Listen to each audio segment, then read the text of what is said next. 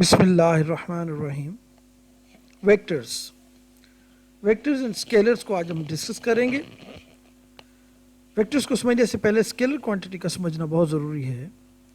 Scalar quantity کیا ہوتا ہے؟ اسکیلر کوانٹٹی ایک ایسی مقدار کو کہتے ہیں جس کو سمجھانے کے لیے، دوسرے کو انڈرسٹینڈ کروانے کے لیے نمبر اور یونٹ کی ضرورت پڑتی ہے صرف.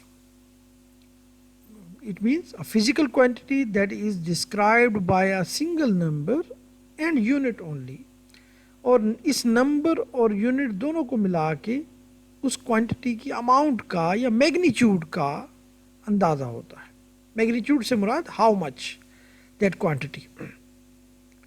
فار ایگزامپل، اگر ہم کسی شاپ کیپر کے پاس جاتے ہیں اور کہتے ہیں جی 5 کلو گرام چینی دے دیں تو وہ بات سمجھ جاتا ہے.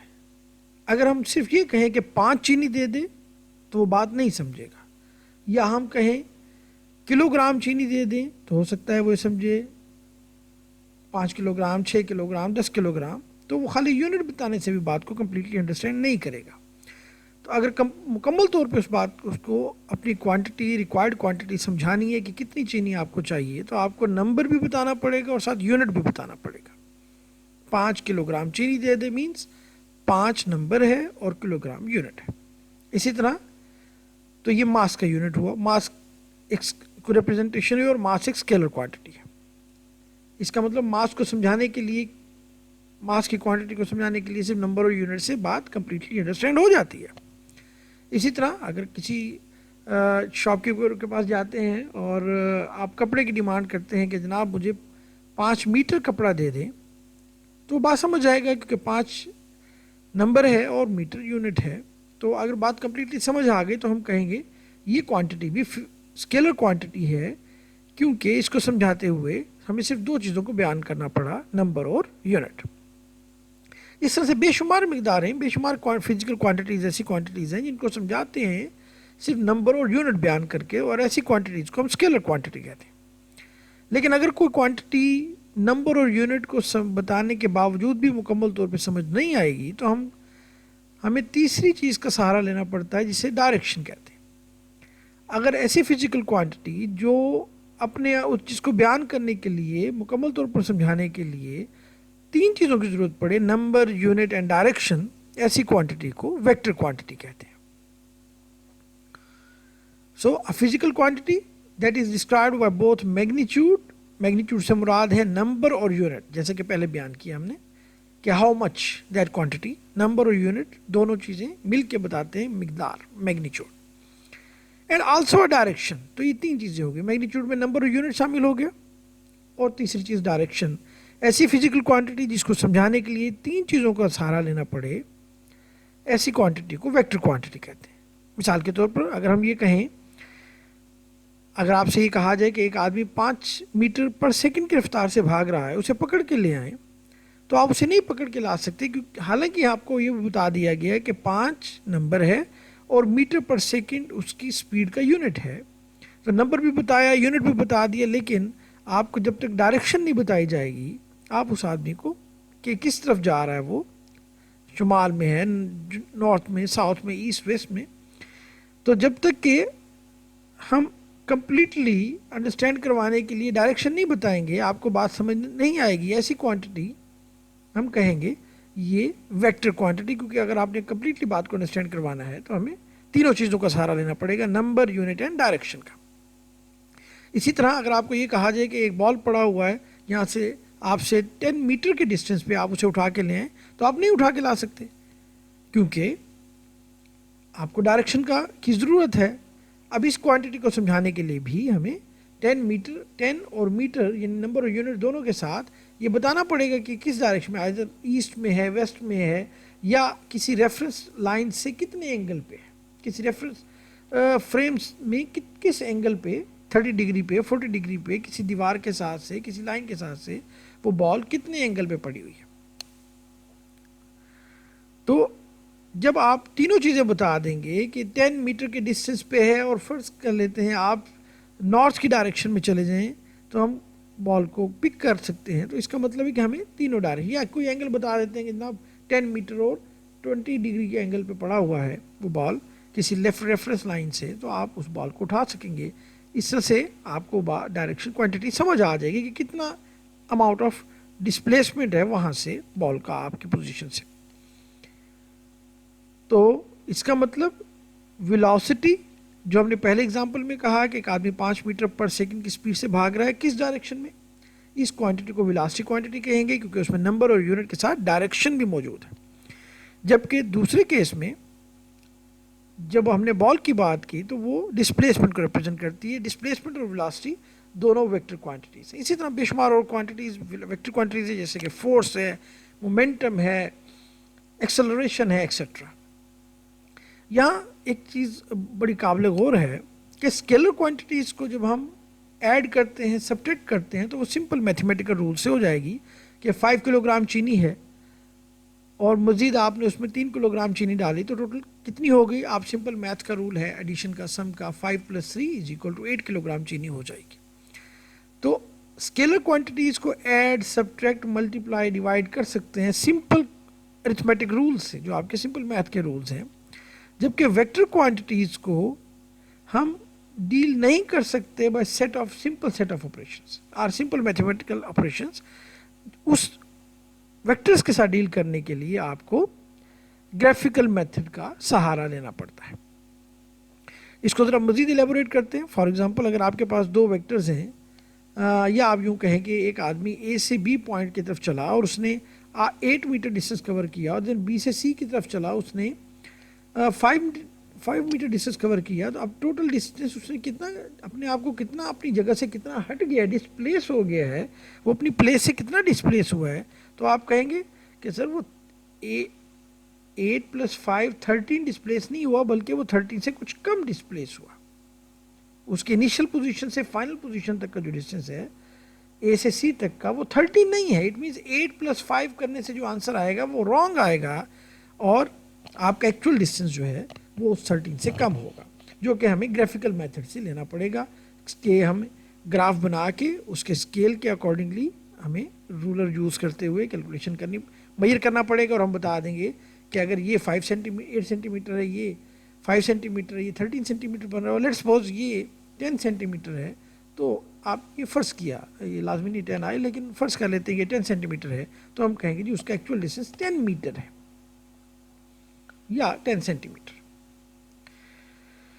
اور ایک اور میتھڈ جو کہ کچھ رولز وضع کیے گئے ہیں جس سے ہم پائتھاگورین تھیورم بھی کہتے ہیں کہ اگر آپ کے پاس رائٹ ٹرائنگل ہو, 90 کی ٹرائنگل ہو, تو اس میں بیس معلوم ہو جائے, پرپینڈیکولر معلوم ہو جائے, تو ہم اس میں ہائپوٹینیوس معلوم کر سکتے ہیں. اور وہ کس کے برابر ہوگا, وہ فارمولا ہمیں معلوم ہے, base square plus perpendicular square = hypotenuse square. تو اس طریقے سے بھی آپ ویکٹر کو کیلکولیٹ کر سکتے ہیں. اٹ مین سمپل میتھس کا rule, arithmetic rules plus minus multiply divide, یہ رولز نہیں ہو سکتے for dealing with the vectors. Next we move towards the representation of vector and position vector. In books, vectors are usually denoted by the bold face characters such as capital A bold, or D bold, or R bold. But while in handwriting, we put an arrowhead over the letter or below the letter, for as represented in this figure. In simple letter, not bold face, simple letter, over the simple letter we have put an arrowhead.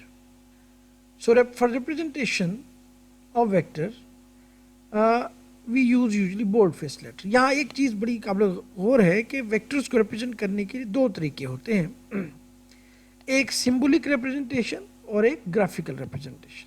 ابھی ہم discuss کر رہے ہیں symbolic representation.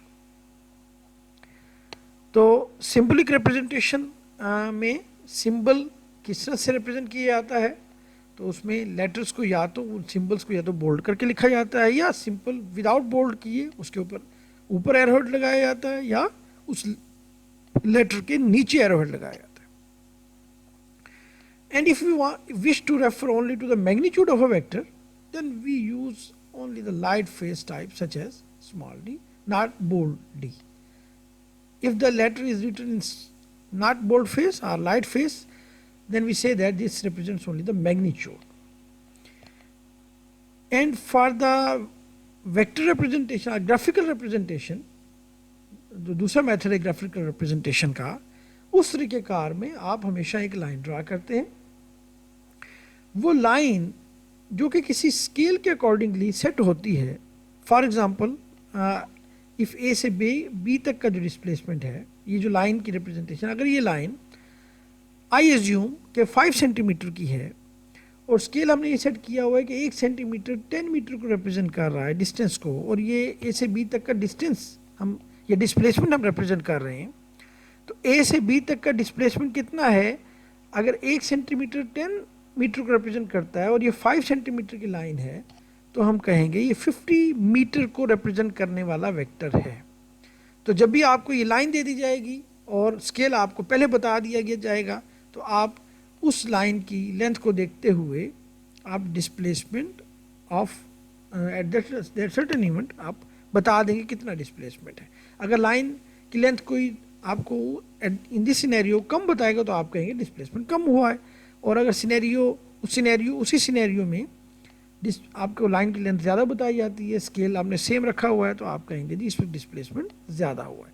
Conversely हम यूँ भी कह सकते हैं कि अगर डिस्प्लेसमेंट किसी वेक्टर को डिस्प्लेसमेंट वेक्टर को रिप्रेजेंट करना है, तो उसको रिप्रेजेंट करने के 2 तरीक़ेकार हैं. एक सिंबल से रिप्रेजेंट कर दें. मैं एज्यूम करता हूँ कि ये स्मॉल डी जो है वो इस वेक्टर को रिप्रेजेंट कर रहा है, या small A with arrow head over symbol से. तो आपने बुक के अंदर उस सिंबल को लिख दिया और ये बता दिया कि ये वेक्टर क्वांटिटी है, तो जब भी कोई दूसरा आदमी पढ़ेगा वो समझ जाएगा कि ये किसी एक वेक्टर को रिप्रेजेंट करने किया जा रहा है.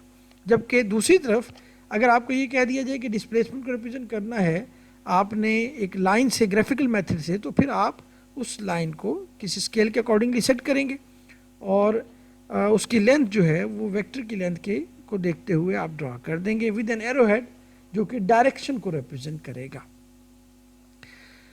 आगे चलते हैं. रेक्टेंगुलर कोऑर्डिनेट सिस्टम क्या होता है?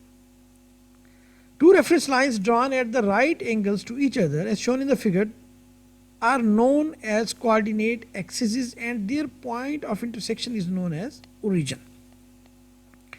यानी x axis या and y axis जब दोनों these are actually the lines, कोई भी 2 लाइंस आपस में ड्रा करें, लेकिन अगर वो 90 के एंगल पे ड्रा करेंगे और तो हम कहेंगे जनाब ये आप यूज़ कर सकते हैं एज ए रेफरेंस और रेक्टेंगुलर कोऑर्डिनेट सिस्टम.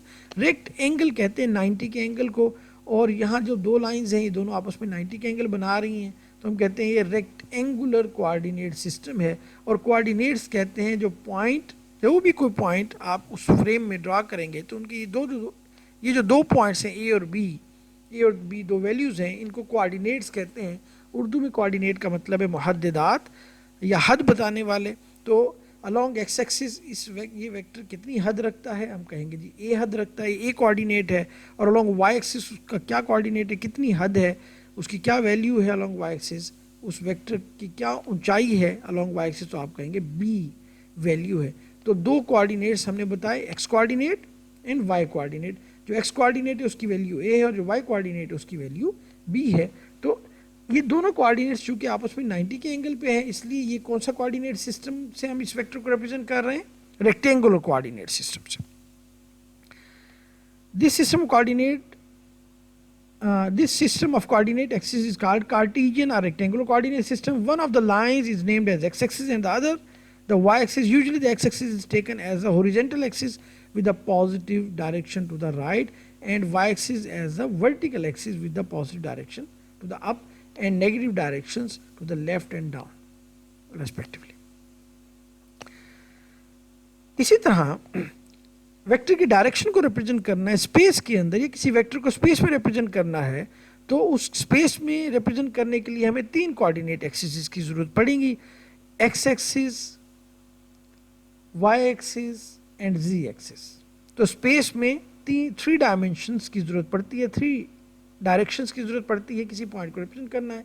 जैसे कि फिगर में इस पॉइंट को रिप्रेजेंट किया गया है, तो इस पॉइंट में ये नज़र आ रहा है कि अलॉन्ग एक्स एक्सिस उसका उस वेक्टर का इफेक्ट है ए, अलॉन्ग वाई एक्सिस यानी ऊंचाई उस वेक्टर की है बी, और अलॉन्ग زیڈ ایکسس یعنی اس کی along x axis y axis along x axis A ہے, along y axis B ہے, and then along z axis C ہے. A, B and C, X, Y and Z.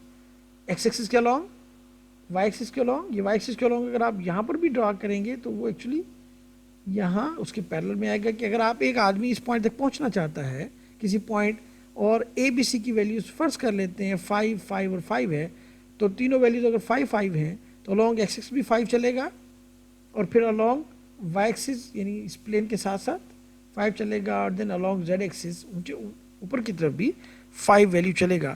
ہم کہیں گے تینوں کوآرڈینیٹس اس نے کور کیے اور اب وہ پوائنٹ پر پہنچ گیا. اگر یہ ویلیوز چینج ہوگی تو پوائنٹ پر ڈفرینٹ ڈسٹینس کور کر کے وہ پہنچے گا. لیکن ان تینوں ویلیوز کو کوآرڈینیٹس کہیں گے, ایکس وائی اور زی کوآرڈینیٹس یا 3 ڈائمینشنل کوآرڈینیٹ. تو کسی بھی ویکٹر کو جب آپ نے ریپرزینٹ کرنا ہوگا تو آپ کہیں گے ہمیں اس کے تینوں کمپوننٹس یعنی اے بی سی کمپوننٹس تینوں, یا ایکس وائی زی کمپوننٹس تینوں کمپوننٹس بتائیں گے, ہمارے پاس وہ ویکٹر آ جائے گا. Thank you.